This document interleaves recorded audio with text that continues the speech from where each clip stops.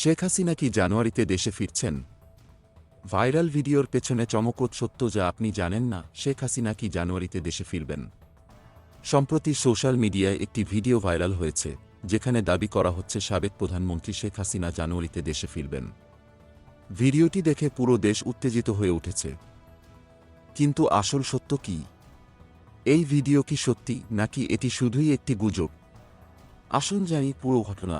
ভিডিওতে বলা হয়েছে, শেখ হাসিনা জানুয়ারিতে দেশে ফিরবেন এবং তিনি দাবি করছেন, আজীবনের জন্য আমি দেশ ছেড়ে যাব না। এমন একটি চাঞ্চল্যকর দাবি শোনার পর পুরো দেশ উত্তেজিত হয়ে উঠেছে। কিন্তু তথ্য যাচাইকারী প্রতিষ্ঠান রিউমার স্ক্যানার জানাচ্ছে, এই ভিডিওটি আসলে পুরনো এবং এর বর্তমান ঘটনাগুলোর সঙ্গে কোনো সম্পর্ক নেই। ভিডিওতে বলা হয়েছে, 2024 সালের 5 আগস্ট শেখ হাসিনা ভারতে পালিয়ে যাওয়ার আগে একটি ভাষণ রেকর্ড করতে চেয়েছিলেন, তবে ছাত্রছাত্রীদের জন্য সেটি করতে পারেননি।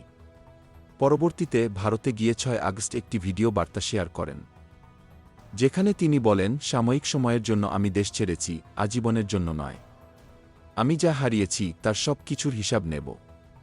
এটি আমার বাবার দেশ, এটি আমার হাতে গড়া বাংলাদেশ।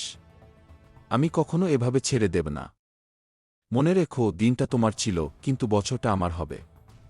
তবে রিউমার স্ক্যানারের অনুসন্ধানে জানা গেছে, এই ভিডিওটি আসলে ভারতীয় গণমাধ্যম এএনআই এর ইউটিউব চ্যানেল থেকে নেওয়া, যা 2024 সালের 7 জানুয়ারি প্রকাশিত হয়েছিল। ভিডিওটির শিরোনাম ছিল, India's trusted friend Bangladesh Sheikh Hasina lauds India's role during 1971 Liberation War. ভিডিওতে শেখ হাসিনাকে বলতে শোনা যায়, ভারত আমাদের বিশ্বস্ত বন্ধু। মুক্তিযুদ্ধের সময় তারা আমাদের সমর্থন করেছিল এবং 1975 সালের পর তারা আমাদের আশ্রয় দিয়েছিল।